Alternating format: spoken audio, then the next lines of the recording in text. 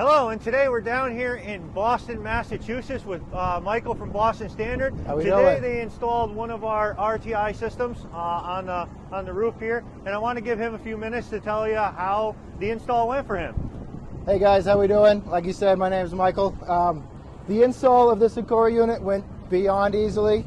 My favorite part about it, pretty much, if we want to walk around this side, when we did the ductwork, the fans pretty much automatically picked up the static pressure that was needed for the system. It was a 5-ton before, but it picked up beautifully, and we're running a 0.6 static.